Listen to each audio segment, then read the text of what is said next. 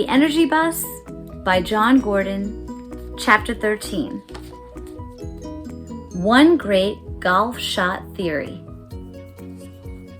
That night, while watching television, George acted on an inspired impulse to go grab his bag and pull out the energy book Marty had given him.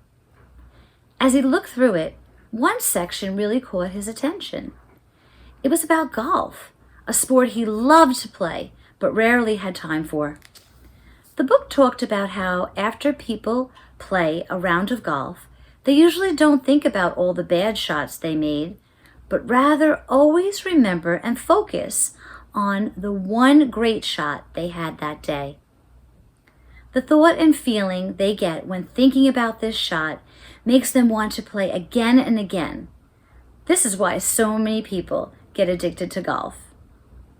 The book then contrasted this with life and how people often go to bed thinking about all the things that went wrong, when instead they should apply the one great golf shot theory to their life and think about the one great thing that happened that day, the one great call, meeting, or sale, the one great conversation or interaction, the one great success that will inspire them to look forward to creating more success tomorrow.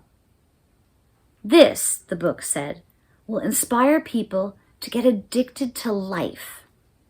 Well, it worked because George was inspired.